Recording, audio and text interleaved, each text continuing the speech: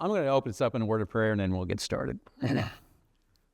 Father God, we just thank you and praise you for everything that you've given to us. We thank you, Father, for your Son, Jesus Christ, and we thank you, Father, for the truths that you have provided for us. And help us, Father, to be able to not be just the centers of information, but also to take our information and share it and spread the gospel and win souls for you. And thank you for this opportunity over this last month to do this. And I pray that, Father, this will inspire others to go ahead and look more into these topics to glorify you. In Jesus Christ's name we pray. Amen. Amen. All right. So the summertime is, I'm in education, so this is the time that I can read, and I do a lot more videoing than I did. It's in the name of, it's in the kind of the age we live in. But reading is fundamental, and I always try to add to my library every summer. So along with this, I picked these specific 5 books because they kind of all relate to topics that we've talked about as far as where things are going in Christianity, in science, and things like that. So I just want to spend a couple minutes on each one of these real quickly. I just Googled, or more correctly, I just Amazoned, all right? I don't know if that's a word, these titles. And so if you Amazon these titles, they will come up really quickly. They're the first book that comes up. The only one that you might have trouble with is the second one, because when you type in how the West was won, which a lot of people do, it comes up something with the Wild West or something. So make sure you type in the title, and then if you have to hit start by it, it'll come up. These books, except for 2, are fairly recent. And it's important to keep up. Like I said, every year it's always a challenge for me to try to keep up with what's coming out. But I did include 2 classics on here, and I'll explain these in a second. So the first is the Return of the God Hypothesis. If you're in social media realm, you've seen probably this guy talk a lot. When you get invited on Joe Rogan, you're pretty much have kind of made it in the potosphere, all right? So Stephen Meyer was recently on Joe Rogan, and he wrote a book called The Return of the God Hypothesis. So this is more of science. This is not archaeology. I'll talk about archaeology here in a little bit, but Stephen Meyer is a very big proponent of intelligent design and where science is going. I've learned a lot from his books. So he kind of got started in all of this because of the the big atheist push in this century is right at the beginning of the 20th century when the God delusion and several of the big atheists wrote their books. And so he's responded with a series of books with new science. So this is his latest book. I understand he's working on another book right now that's going to come out here pretty quickly. So, but this is a good one for you to just start. A lot of these books, and the reason, again, why I chose these books, a lot of these books can be really deep, all right? And so it's really hard. I mean, like, my favorite apologetics book is Mere Christianity, but if you've ever read Mere Christianity, it is a very hard book to read. I have to read every paragraph like 5 times to understand what Lewis is trying to say. So I picked one a little bit easier, all right, to do, and these books are fairly quick to get through. So science is Meyer, all right? So that's why I picked Meyer for the first book. The next is a sociologist, and I think Rodney Stark actually died here a couple years ago. But when I started on my quest, this is a little bit older book. This book was written in the 90s. When I started my quest to what is actual biblical worldview. And then we started to do this from, because I've been in Christian education now for the last 15 years. When we started to really emphasize that and how we're going to teach worldview, Stark is one of the first guys that I read.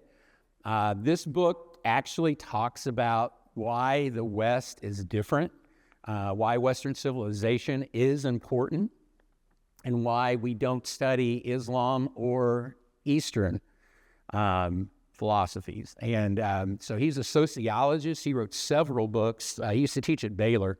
Like I said, I think he passed away about 3 or 4 years ago. But this is the one that kind of turned me on to all of this. And for me, and it has a lot of history in it. So for me, it was really good. I use this stuff in the classroom all the time. So it's more of a historical account, although he is a sociologist. All right. So the next one is Matthias. Now, Matthias, you either like his style or you don't like his style. He's pretty blunt. But the book that he wrote, Is Atheism Dead, is kind of the more recent book. I think it's 2 or 3 years old now. But he comes right out and he's one that takes all these little bits and pieces. He takes science, he takes anthropology, he takes sociology, he takes psychology, he takes archaeology. And so he has where all this science is going in each of these categories. So it's a pretty broad book. He doesn't go into a lot of detail, but he has really good stories. And a lot of the stuff that I use for the archaeological session this time was from Matthias's book. So it's really good. And I thought the headline was really good too. And every year I open up with my students, because I always get a brand new group of students every year. And we always talk about where atheism, Christianity, and all that stuff is. And it's really actually a really good headline, because most of your scientific community is going away from atheism. They are moving towards intelligent design. So it is really a good sign for that. The best archaeological book, especially biblical archaeology that I have found, it's pretty easy to read, is Titus Kennedy's book. He's a professor, still a practicing professor, and he's only in his mid-40s, so he's only been doing this for about 15, 20 years. But this book is really good, and it's got the latest archaeological finds in it. So he keeps updating it fairly regularly.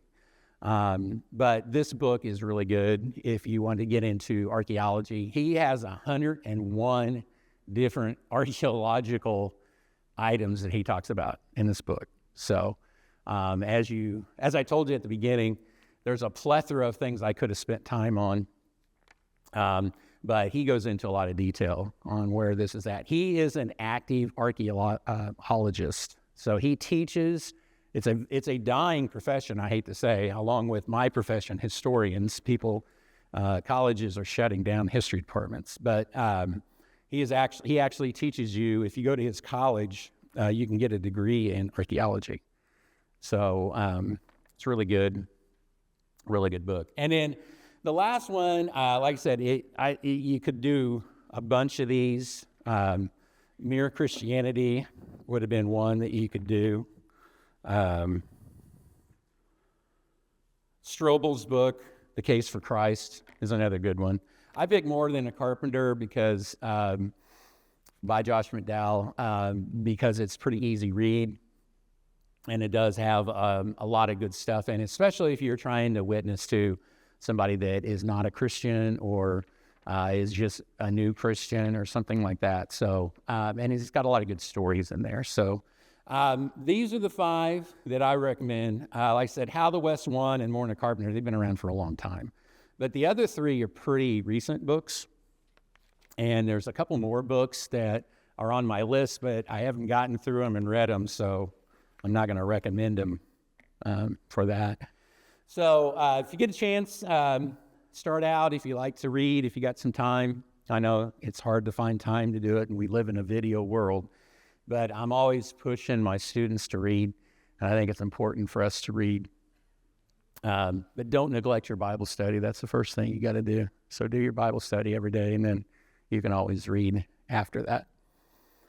Well, 4 weeks is already gone. This is the last session. We could do this for the full year if we wanted to. There's enough stuff out there to do that. So the last 2 things that we're going to talk about today kind of relate to where I want to leave you with. There's 3 main points that I want to leave you with this series. We're going to talk about them at the end. But 2 of the points are reasons why I chose these 2 topics tonight. And the 2 topics that I chose tonight are Garden of Eden and Noah's Ark. So the first one we're going to look at is Garden of Eden.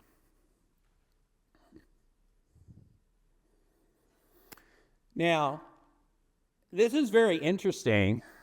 The guy that you see up there, again, his name is Jules Zarnes. He was actually a archaeology professor at Missouri State University, which was kind of interesting that, you have a pretty famous archaeologist at a smaller college like that. His story is really interesting because he emphasizes 2 things that he kind of hit before we've seen that turn. Now, we've talked about how, just real quickly, for those of you that weren't here the first night, we talked about how archaeology kind of began in the 19th century, specifically with the British Empire, as God wants to spread the gospel and to every language on earth, and he uses the British Empire to be able to do that because the sun never sets on the British Empire. What you saw, a lot of people that were in archaeology, the first part of archaeology, were pastors, they're missionaries, they're laymen. There is no professional archaeologist in 1800s. It hasn't been defined yet. So what do they believe? Well, as most of these guys were Christians, they believe that the Bible is actually true. And so they use the Bible for clues. And we saw that many major archaeological events happened before 1880. So the period of time when England, Great Britain was really expanding their empire in the 19th century, from about 1820 to about 1880, we see many archaeological finds. And the key for that is that many of these archaeological finds, although they weren't professional, they weren't, the archaeology hadn't been really defined yet, but the key component is that they used the Bible. And they used the Bible to use context clues to find these places. And they were very successful. Then modernity hits. Okay, in historical terms, modernity is about 1875. It's really kind of coincides with, if you know American history, with the Industrial Revolution. Okay, so about 1875 to World War I. When that hits, you have all these specialized professions. And archaeology was one of those professions. So you went to college, you learned, you did digs, you had masters, and all that kind of stuff. And they use techniques. Now, there's pros and cons with that, obviously. They're very good at what they do, and there's specific things that they do when they get to a site.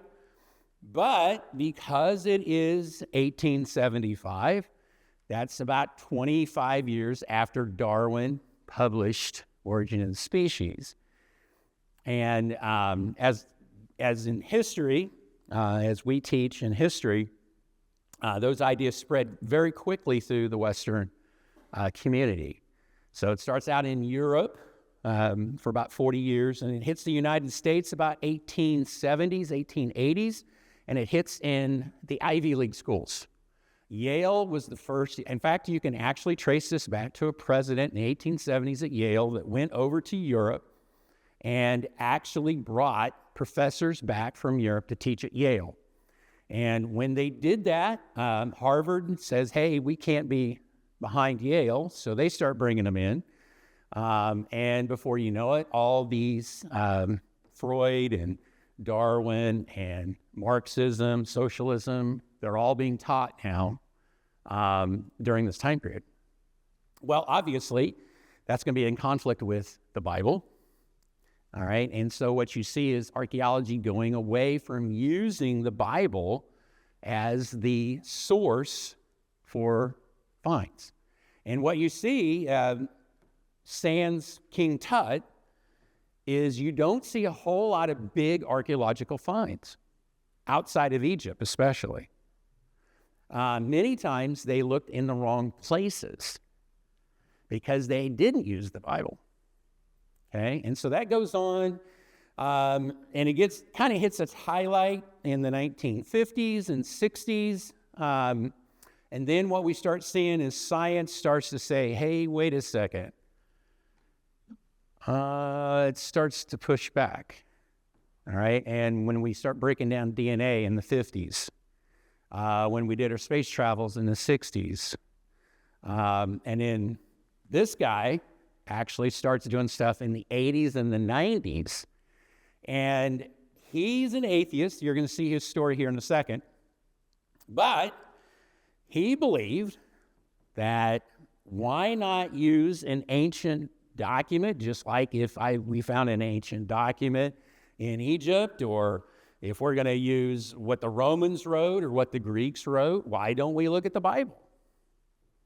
All right, and so he's going to combine two things that we're going to be talking about at the end. He's going to go back to the Bible and use it for context clues. And he's very successful, actually. And you probably never heard of this guy, all right? And there's a reason why, and we'll talk about here in a second.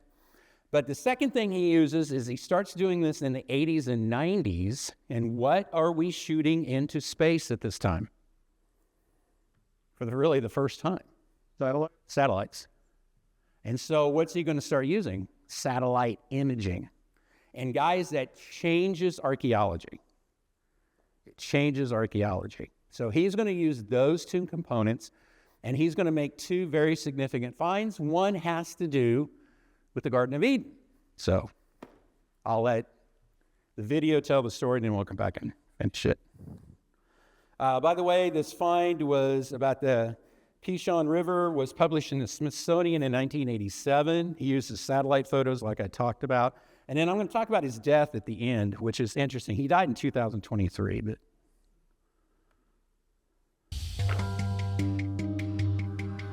in 1987, a respected magazine published an article about the work of a little-known archaeologist named Yuris Zarins. In it, Zarins claimed to know the earthly location of paradise, the Garden of Eden. Zarins' work caused a storm. Many religious people felt it was sacrilege to apply scientific principles to the Word of God. It should be accepted on faith or not at all. I would have expected backlash. There are people who don't believe it now. It's like anything else. Oh, I don't believe that. I don't want to know that. That's different. That's uncomfortable. Some respected academics were also deeply skeptical. They thought Zarins was just wasting his time.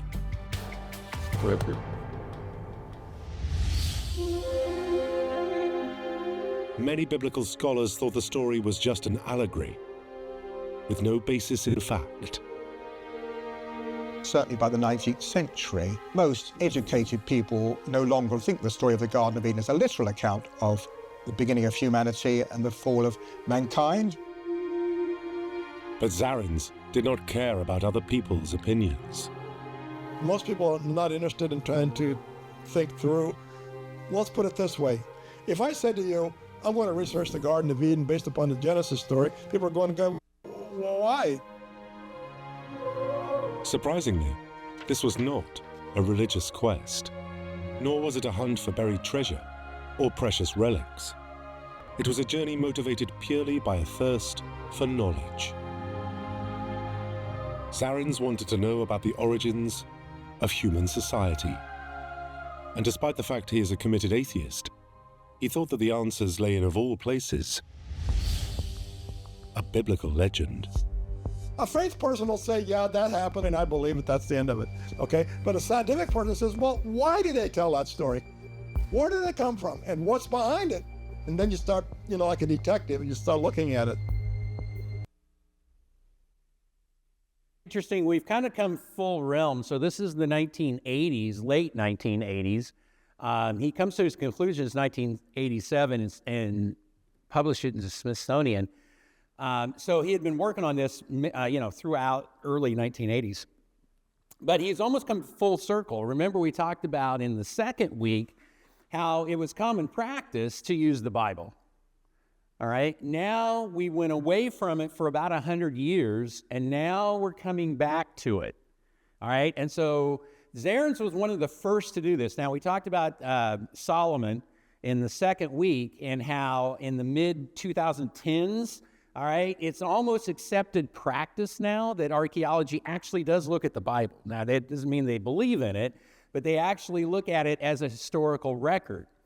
What he was fighting was all this time of this, from the 1875 till about mid-1990s, that the Bible is just a myth.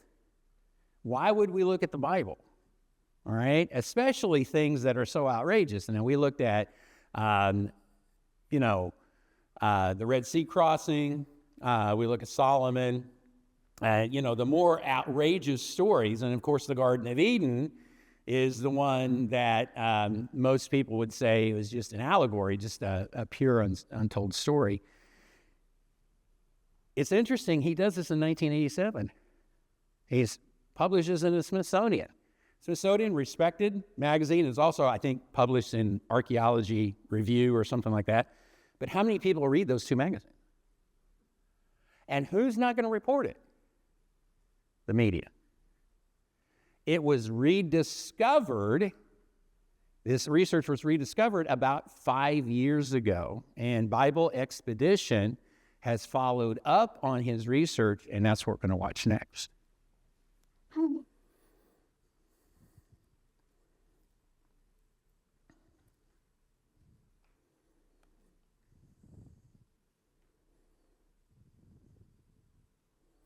Now, again, and if you've ever watched a Bible Expedition, this guy he grew up in Saudi Arabia. His parents were missionaries. And so he became an archaeologist when he became older. And so obviously he's a Christian. He believes the Bible. So all his stuff, he goes right to the Bible. All right. And so that's where he's going to go. And many of these archaeological sites do have pretty good clues, especially the Garden of Eden. Now, there is some controversy on the exact location. We'll talk about this at the end. But this is what... Now, it's interesting, Zarins did this in 1987. I bet 1,000 people in 1987 didn't know this. When he did this video, I think 2 years ago, it's already got 5.5 million views on YouTube. All right? So now the word is getting out, all right, and which we talked about. So here we go. A copy. So I was reading Genesis 2 in my ESV Bible, and I noticed the map that showed the two main proposals for the location of the Garden of Eden. One is a northern proposal, and the other one is a southern proposal. I'd been up in the area of Turkey and Armenia, where the northern proposal is. This didn't make a lot of sense to me. For one thing, it's a very high mountainous country, not really ideal for a garden.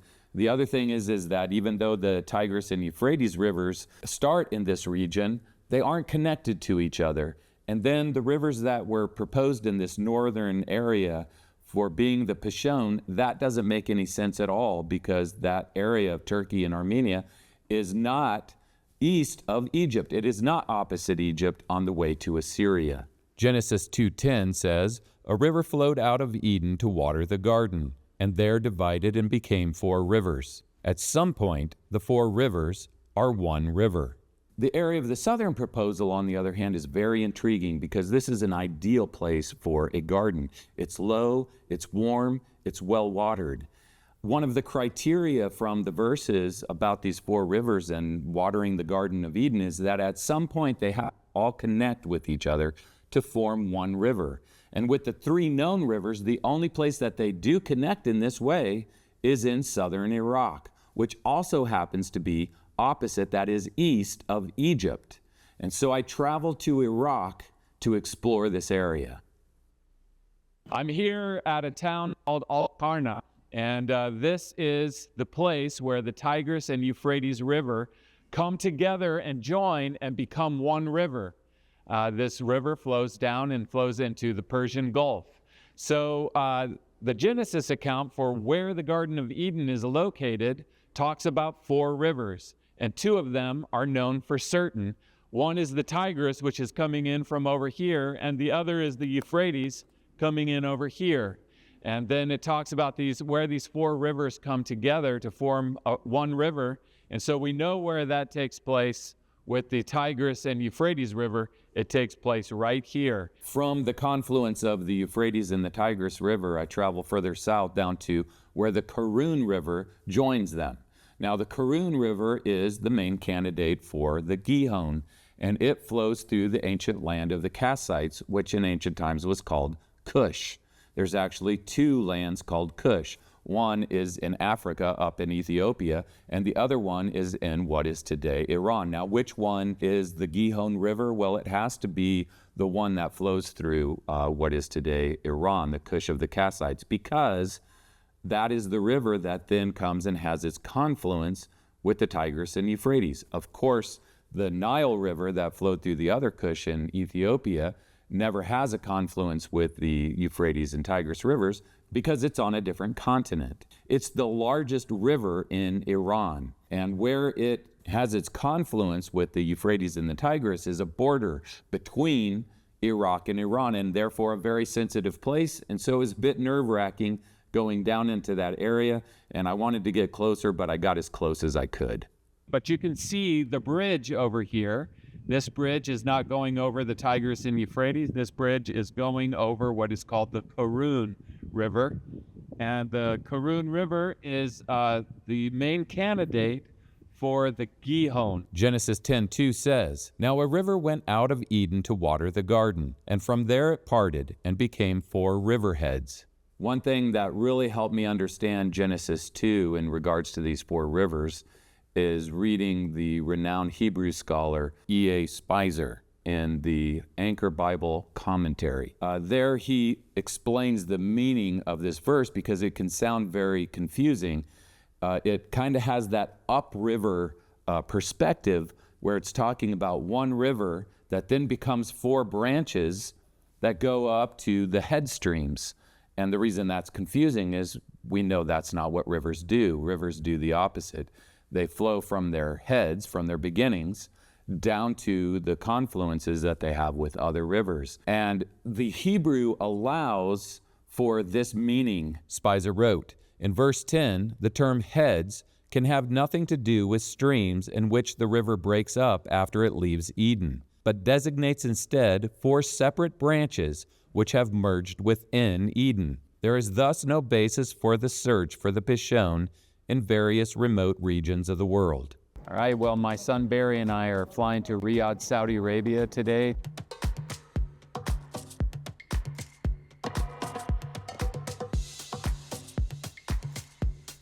Saudi Arabia.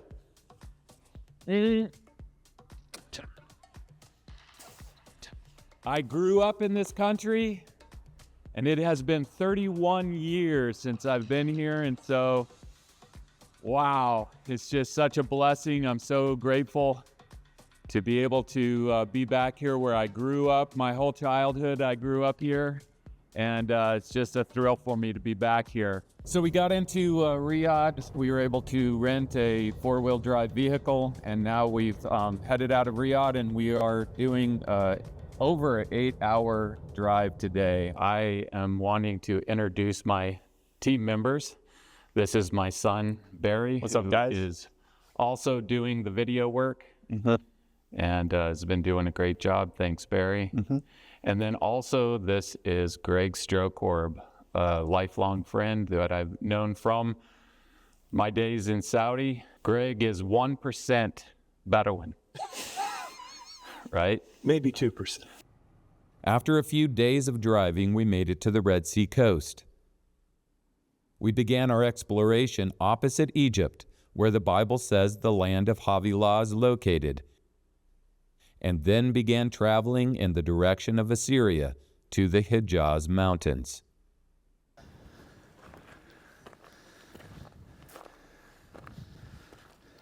So I'm standing up in the Hijaz Mountains, and this is the divide. The mountains of Hijaz are tilted. The whole land is tilted across Arabia towards Mesopotamia. You see all kinds of ravines through here. But when it rains, all these ravines flow together, and they join, and they flow down what is believed to be the ancient Pishon River. East of the Hijaz Mountains is an impressive high plateau of rocks. We're up in the high plateau, and you can just see all of the volcanic rock that's up here. I mean, just covering this place. Look at all this volcanic rock.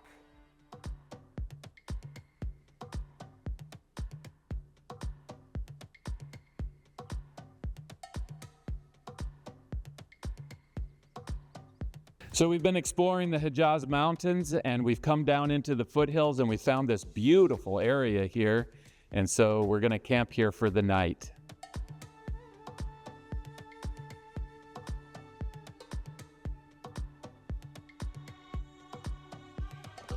After breaking camp, we continued our journey east across Arabia. Genesis 2 says of the Pishon that it winds through the entire land of Havilah, where there is gold.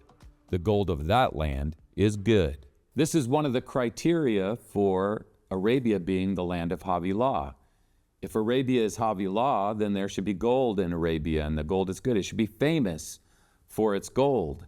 And in fact, the largest and most productive gold mine in the Middle East is in Saudi Arabia, and right in the area of the watershed that forms the beginning of the Wadi Rumah, which is the main candidate for the Pishon River. Behind me here at the base of this mountain is the mine Mad al-Dahab, and this in Arabic means the cradle of gold. In this region there is also 55 gold mines, this one being not only the largest of those, but the largest gold mine in all of the Arabian Peninsula. It's been mined for thousands and thousands of years, and it's being mined up to this day. Also, just to the east, you see this road where the cars are driving, and this is a paved portion of the ancient incense route that was the south to north route that the commodities were traded that are mentioned in Genesis 2. So in Genesis 2, it specifically says that there is gold in the land of Havilah and that the gold is good.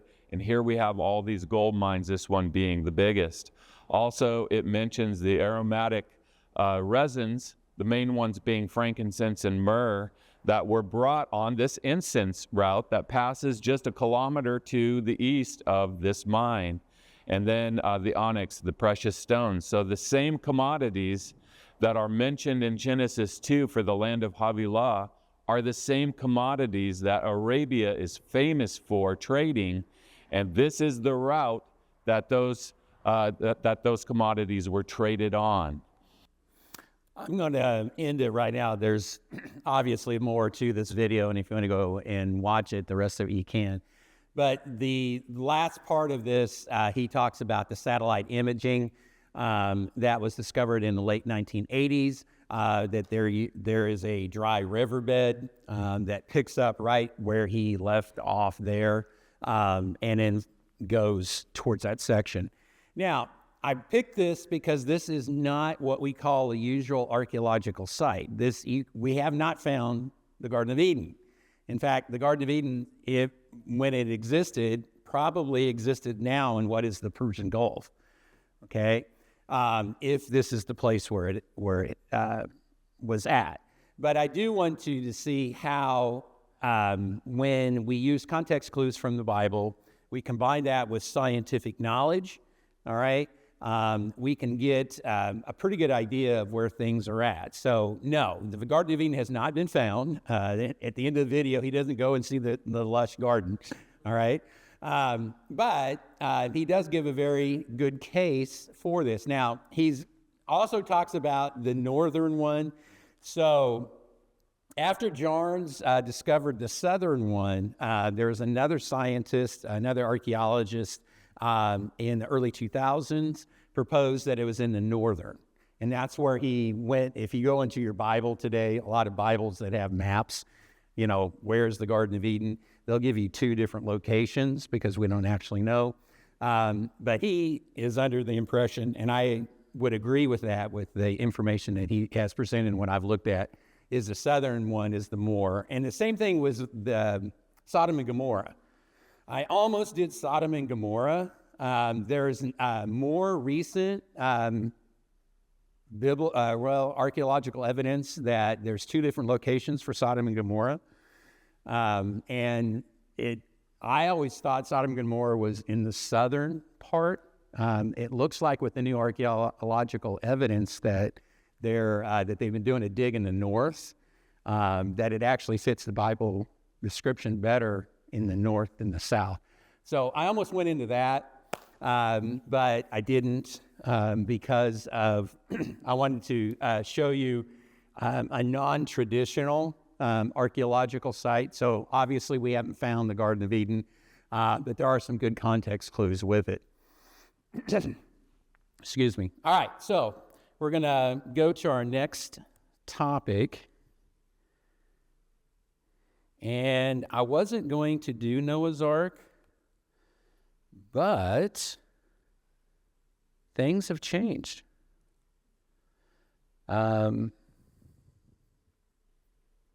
May 2025. Is that pretty recent?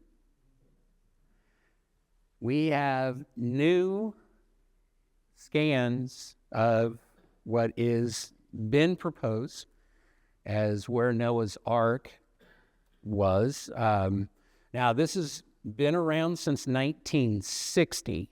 Actually, it was found in 1948, but we took aerial photos in 1960. There was a big article in Life magazine in 1964 about this, and then it just kind of left. And then Ron Wyatt comes, and we've talked a little bit about Ron Wyatt. I didn't use any of his stuff. He's very controversial in the scientific community. But he did a lot of stuff in the 80s and 90s, and he went back to this site in the 80s and 90s and took some dirt and stuff like that, sent it off to a lab, but nobody accepted his findings because he wasn't an archaeologist, he wasn't a scientist. But there has been a team that is a scientific team, and they have come back to the site within the last 2 years. And they are doing imaging. I don't know exactly all the details of it, but they can take now imaging of the earth, all right? They're using it. I don't know if you guys have been keeping up with this. Did you know they're doing a big archaeological dig at Giza right now? And there's some really big questions about the pyramid at Giza, which is interesting. There's some really interesting finds about it. But they've been using this new radiological imaging that they can take pictures of the earth. Yeah. And so they did this with this site. And so this was just in May of 2025. You can go look up the article. It was in the New York Times. So I thought, wow, this is really recent. Let's talk about this. So this is new stuff that just came out. Now, again, with any source that you're going to go to, the Christian sources are going to come out and say, oh, this is Noah's Ark, and we have now conclusive evidence. And then you got the skeptics are going to come out and say, oh, this is not anything. It's just a rock formation or whatever. So I took one that was kind of what I thought was in the middle of both. Now, this guy is a skeptic. Obviously, he's not a Christian. All right. But he does give a pretty good description of what actually happened.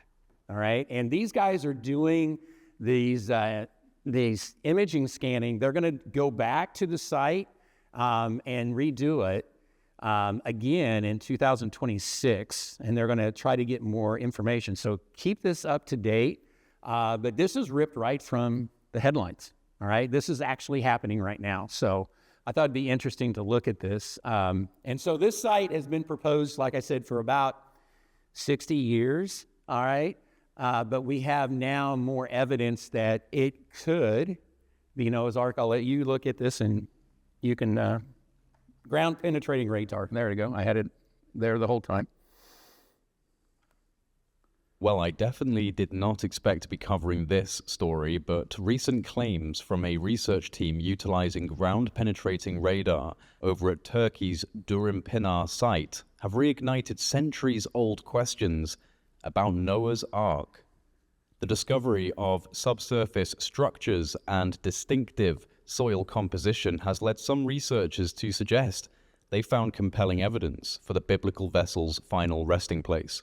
The Durim site lies in eastern Turkey, approximately 18 miles south of Mount Ararat, and consists of a boat-shaped geological formation measuring 538 feet in length. Made primarily of limonite and iron ore, the formation is situated in the Agri province near the Iranian border at an elevation between 1,966 to 2,004 meters above sea level.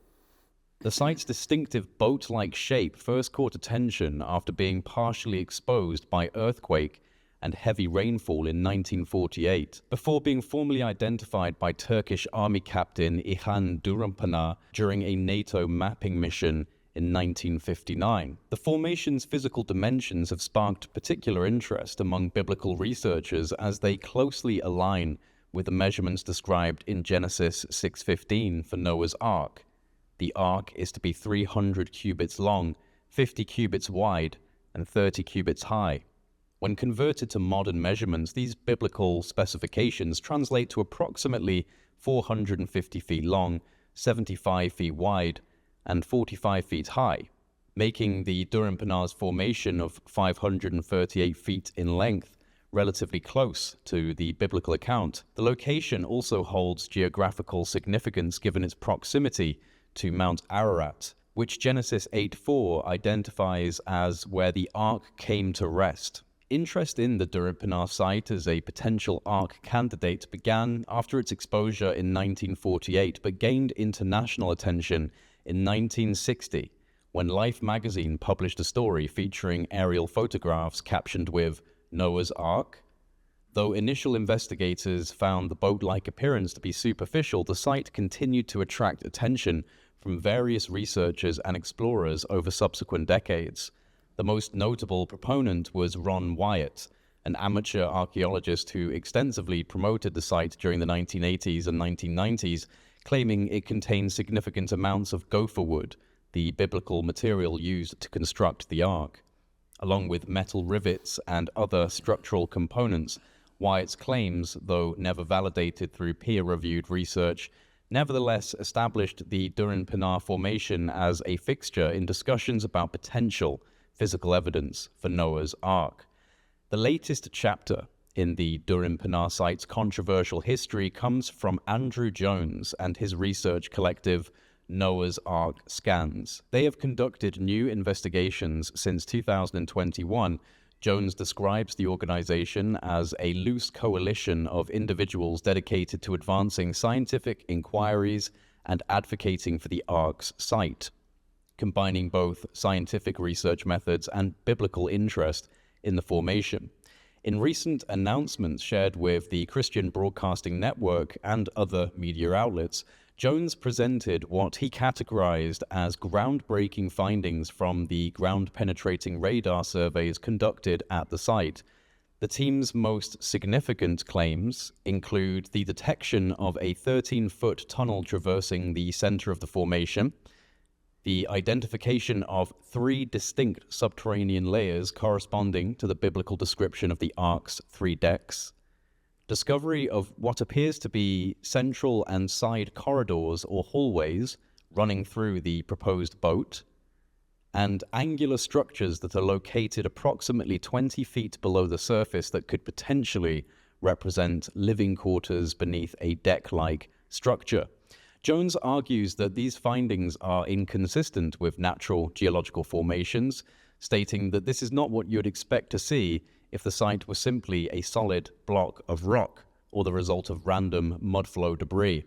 Instead, he suggests these features align with what one would expect to find in the remains of a man-made vessel, matching biblical specifications. Beyond the radar imaging, Jones and his team have placed significant emphasis on soil composition differences between samples taken from inside and outside the formation.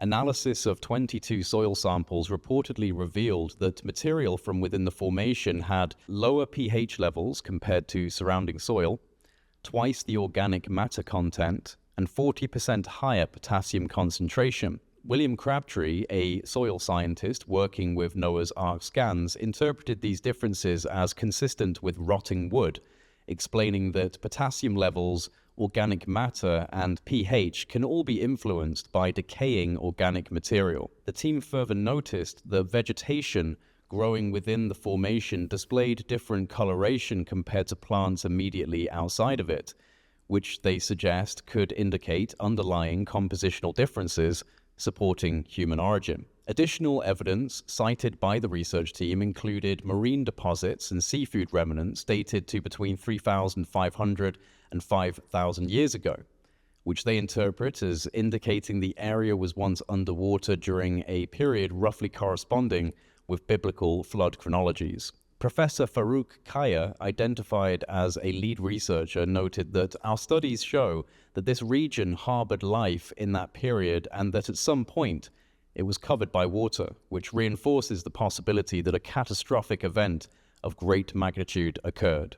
Central to the Noah's Ark scan team's claims is their use of ground-penetrating radar, a geophysical method that uses radar pulses to create images of subsurface structures. This technology can detect various subsurface elements, including objects, changes in material properties, voids, and cracks under appropriate conditions. Andrew Jones describes their use of GPR as a non-invasive peek into the past, with initial scans revealing rectangular shapes approximately 22 feet below the surface. The team has also mentioned plans to employ electrical resistivity tomography, ERT, which uses electrical current to measure resistivity patterns underground as a complementary method. It's worth noting that the methods proposed on the Khafra Pyramid project on the Giza Plateau by Filippo Bionde would be useful in deployment on sites like this, because ground-penetrating radar alone will likely not be able to yield the kind of results that we're looking for. But if the technological capabilities of the Doppler integration that Filippo Bionde is using with their synthetic aperture radar scans for the Giza Plateau, if that type of sensor fusion and technological fusion could be applied towards sites like this, then we might be able to gain even higher fidelity imagery and more definitive conclusions on what this site actually is. A persistent criticism of research at the Durim Pinar site has been the lack of adherence to standard archaeological protocols. Traditional archaeological investigations usually follow rigorous methodologies, including systematic excavation, proper documentation, laboratory analysis of artifacts, and peer review before making definitive claims about historical structures. But to date, the Durim Pinar site has never been properly excavated by professional archaeologists following these protocols. This absence of systematic archaeological investigation presents a significant gap in the evidence needed to substantiate claims about the site's origin and purpose, whether that be purely geological or something a little bit more anomalous. The Noah's Ark scan team acknowledges this limitation, stating that their current work focuses on non-destructive testing methods, including soil sampling and radar scans, with excavation only being considered after sufficient evidence has been gathered and preservation strategies have been established. Jones has emphasized that their approach prioritizes careful planning and site preservation. The Noah's Ark scans team has outlined ambitious plans for the future. Investigations at the Durham Pass site will continue. These plans focus on gathering more conclusive evidence using a combination of non-destructive and minimally invasive techniques. This includes the conducting of additional GPR and ERT scans across broader sections of the formation, and also performing core drilling at strategic locations to obtain samples from deeper within the structure without causing significant damage. Creating small openings to insert cameras for internal visualization is also being considered, as well as taking additional soil samples for more comprehensive analysis, and collaboration with Turkish universities to develop a formal site preservation plan. And that's the key right there. When you're doing, and I didn't know this until I started doing this study, when doing archaeology, I definitely did not expect, especially this. In the Middle East, they have to go to the local university, and they have to be the ones that actually conduct the dig. So they're trying to get the Turkish government involved so that they could actually do the archaeological part of it. So you have to, it's kind of like, if you don't have the archaeologist that's willing to do the dig, then you don't have the archaeological evidence, all right? And so if they don't believe that, in the Bible, or they don't believe that, they think this is a fairy tale, then they're not going to do this. So this team is the one, they're not archaeologists, they're just a team that's getting together and using this new scans. But it's interesting, they're starting to do more. As you saw, they're going to come back in a couple years, and they are trying to work with the Turkish government to see if they will sponsor a dig. So keep your head up on this and see what happens. This is interesting. Guys, there's so much happening right now, and that's why I wanted to bring this series to you, is that there are things happening all the time. I've talked about this a lot, but it seems like as we become more technologically advanced, it seems like time itself is almost speeding up. And so many of these things that are happening really fast. So I want to leave you with three things that we've talked about that I think as we move forward, this not only kind of applies to archaeology, it applies to all of the things that are happening with Christianity as we live in an increasingly secular world. So what we've learned, and begrudgingly, a lot of the scientific community is having, especially in archaeology, is having to accept, and they basically have, I think, over the last 10 or 15 years, is that the most accurate ancient document has proven again and again to be the Bible. And they begrudgingly have admitted that. Most archaeologists, especially in the Middle East, from what I understand, are starting to use the Bible. So it's almost like we've done that 180, They started using the Bible at first, and they went away from it, now they're coming back to it. Now, that doesn't mean that they're not skeptics, it doesn't mean that, but it's at least a starting point, all right? And if we can get people to at least admit that, the Bible does have some validity, I think that's very good for Christianity as well. There is number two, and you saw this with all these videos that I've shown you throughout the 4 weeks. The scientific community and the media is very skeptical. And that is apparent. And, when I first got into history and started teaching history, I was taught as a secular historian. So you didn't look at the biblical worldview. Okay, had to retrain myself through a lot of various terms and It's taken me a long time to come to this. But as I stated in week 1, guys, we are in a spiritual battle. Spiritual battle is real.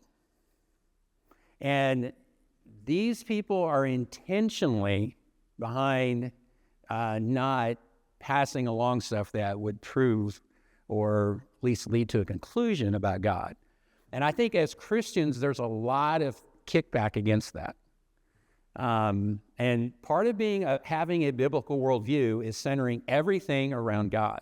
We haven't been trained that. Most of us, we were taught in public schools. We're taught the scientific method. We're taught to be skeptical. And it was really hard. It was really hard for me for a long time to understand, to interpret things through a biblical lens. All right? But we do live in both a physical, obviously, but also in the spiritual world. And we are in a battle. Okay? And I think a lot of times Christians, we kind of lose sight of that. This is apparent, and this is real. When stuff like this is actually, and in history, I can see this more and more, when things are brought up that don't fit the narrative, that don't fit the Darwinian theory or the Freud theory or whatever, Marxism, there's intentional hesitancy, all right, on that. And so it makes us to be really diligent in studying and knowing what's real and what's not real. And it's really hard now because AI is changing everything. I mean, you have to really be skeptical of a lot of things out there now. In education, it's blowing us away with AI. My students have been probably turning in AI projects for 5 years, and I didn't even really realize it. A lot of things are happening. We're just getting involved in, what is AI and how we're going to use it. So that's going to add another layer to this. But it's imperative that we inform ourselves. And that's one of the reasons why I didn't do a year-long series on this. You don't need to listen to me. You need to go and find out this stuff. You need to do the research on it. Becoming aware and informed is the best thing. And then the last thing that I want to emphasize, and this is fascinating, I think, as technology advances, God is becoming more real. And I didn't really realize that until about the last 10 or 15 years when I started reading books about where science is going. And it's really interesting. More and more technology, as we become more advanced, it's becoming undeniable that God is real. It used to be that we could kind of hide behind the Darwinian theory and that scientists could because there wasn't just a whole lot of research out there that said it wasn't true. But that's not the case anymore. All right? Almost all the new scientific advances that we're seeing, atheism, Darwinism, it's being crushed. It's being crushed. The scientific community is very skeptical now. Now, does that mean they're going to turn to Christ? That's a whole other issue. But it's interesting that I find that as we become more technologically advanced, and I think AI is going to actually prove this too if it's used in the correct way, that a lot, in the scientific community, there's almost daily stuff coming out about new findings that are pointing towards God. So we live in exciting times, folks. All right? It's really interesting. It's mind-boggling. I just decided to do archaeology just to give you a taste of where it's going. But guys, this is happening in every single discipline. And it's out there. So don't keep this to yourself. All right? The whole purpose of this was to get you educated, to get you guys on board so that you could pass this on to that friend, pass that on to that person that doesn't know Christ, and anything that we can use to bring more people in the kingdom, God's going to bless that. So thank you guys for the last 4 weeks. Hopefully I've gotten you some information that you didn't know. And if you did know it all, then hopefully you can go in the right direction and go from there. So, yeah, I'm done. So if you guys got is there any quick questions that you guys have? I don't know if I have the answers, but I can try. Yeah. Thank you, first of all, Will. Let's give him a...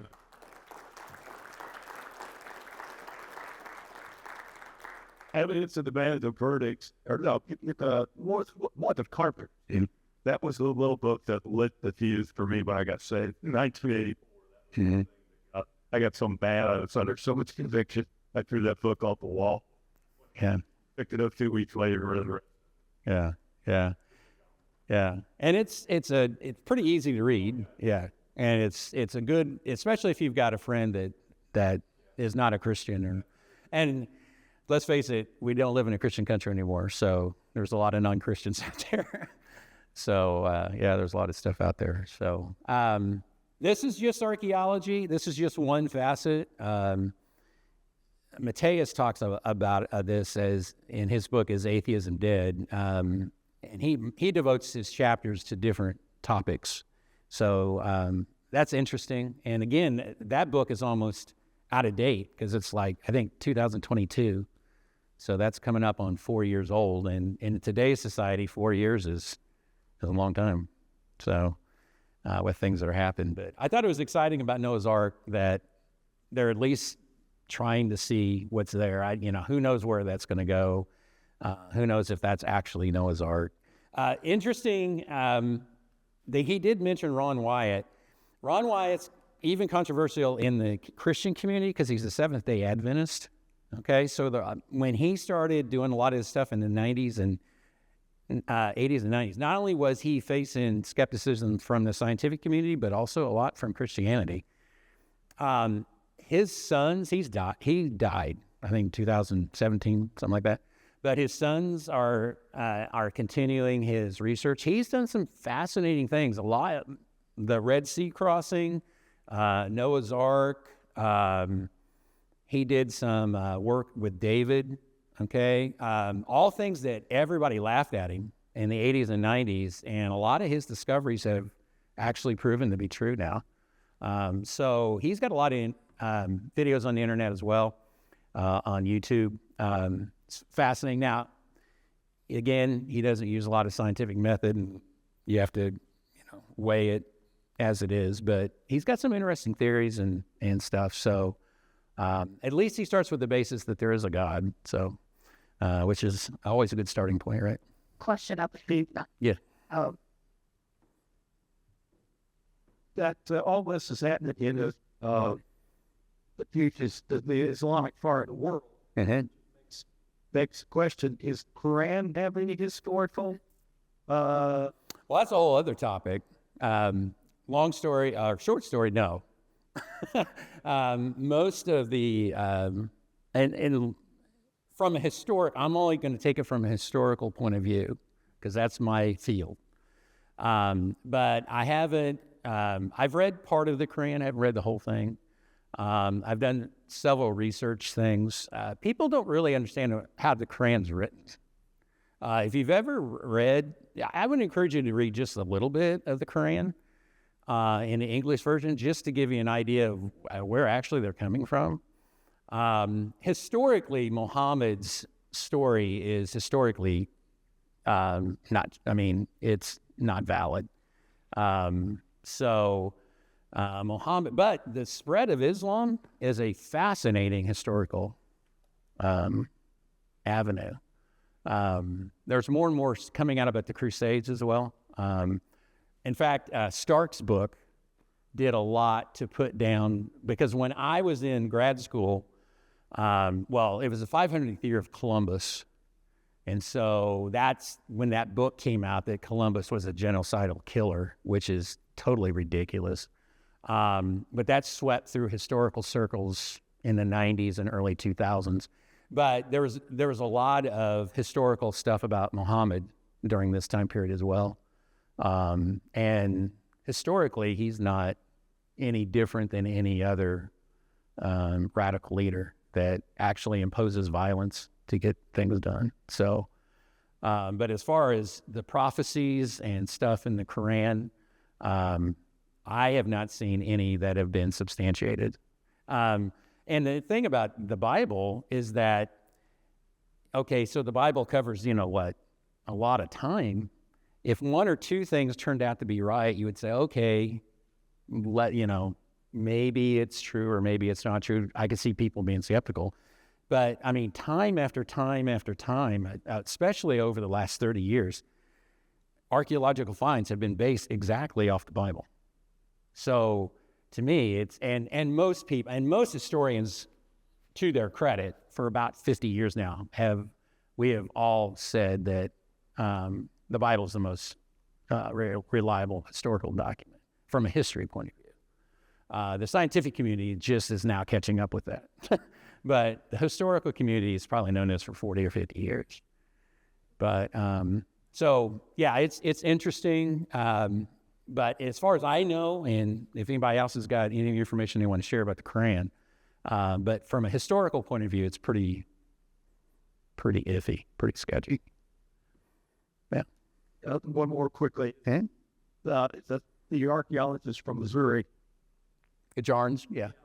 he said they mentioned that discovery of the ritual. Yes. I forgot to tell you that story. Okay, so he made two big finds in his career. One was a seaport in Saudi Arabia, next to the Red Sea. And what's interesting is he made that find after what he did with the Pishon. In his obituary, they mentioned that find because the archaeological community has verified that they think that's true. They won't accept his findings on the Pishon because obviously it's historically proving the Bible. So I just thought that was interesting when I would look at his obituary because he died in 23, so pretty recently. His obituary was all about it's Darkar or something like that. He found a seaport, but he used satellite imaging, which he used to find the Pishon River too. So that was his two big finds in his career. But they didn't mention this one at all. In fact, you have to really dig to find an outside source that mentions yarns and the Pishon River. The only outside source I found it is when the guy in early 2000s did the theory that the Garden of Eden was in the north. He actually used Jarns' research.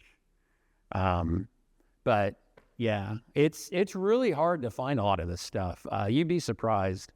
Because as a historian, I just don't look at videos and stuff like that. I want to see verifiable evidence. So, going back and looking in, scientific journals, archaeological journals, historical records, it takes a lot of time to do that kind of stuff, but that's how you verify something's true or not.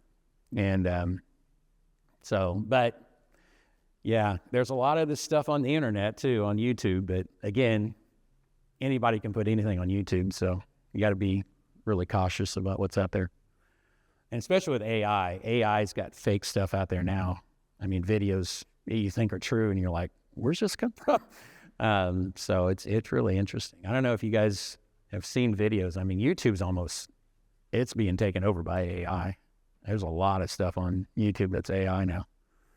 So anyway, any other quick questions before we go? Yeah.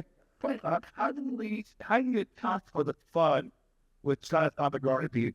So it's not wrapped in a little game. The Tigers are the same that they're on this bottom, the again that they move. It's curious. Yeah, I mean that's a great point. And of course, with the Garden of Eden, it's all conjecture. There isn't an archaeological find. It's not like a lot of this other stuff where you can actually go to a place and dig and find it.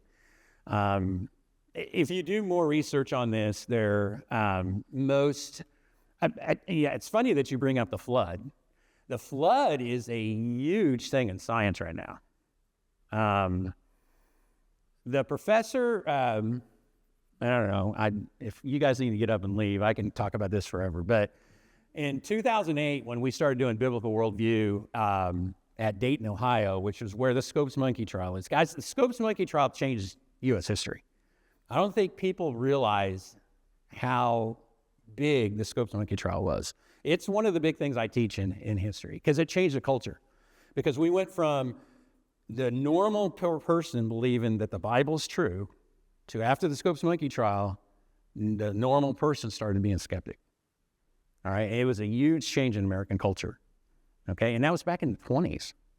Okay, but with what you were talking about is that anyway, in 2008, the only 7, and now this is controversial too, because there's a lot of people that, you know, how old is the earth? I didn't even touch that subject because it's really controversial.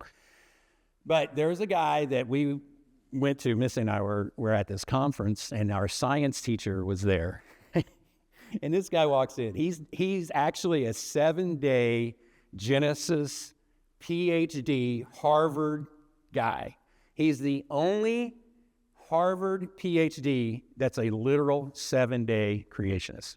It's the only one who's ever got a PhD from Harvard that stated this. And he's been doing research on this. And he's been doing this research for 30 years or whatever. He walks in. Of course, our science teacher's sitting there. He walks in, he says, he had a science history book. He just threw it on the floor. He says, everything in there is a lie. All right? He says, that stuff's so old. And this was in 2008. He says, that stuff's so old. We haven't believed that stuff for 50 years. He says, you've been told a lie. Your entire, and of course, she got all mad. She goes, all that stuff I've been teaching a lot. Yeah, that really opened our eyes. We had 4 different guys come in, 4 different people come in. One was an English professor, one was science. We had a history guy come in. We had a sociologist come in. And they basically said, everything you guys were taught's wrong. And it's not from a biblical worldview. And that really opened my eyes. There's been a lot of research on the flood. But it's very controversial because it has to do with the age of the earth. You know, now some people don't like Meyer. I'll tell you right off, he's an old Earth guy. He believes the Earth's billions of years old, but he believes in intelligent design. He says the age of the Earth doesn't matter, in his words. I just caught that on the Ben Shapiro show. He was on, Shapiro interviewed him, and he's very careful on what he talks about. He's very good, but he does believe he's an old age Earth guy. But he says that you can still believe in like the flood and stuff like that and still think the earth is old. He says, 10,000 years and up, there really isn't much controversy, all right? Because that's where we have records. I mean, human records are what, 8,000 years old? 9,000, somewhere along in there with the Sumerians.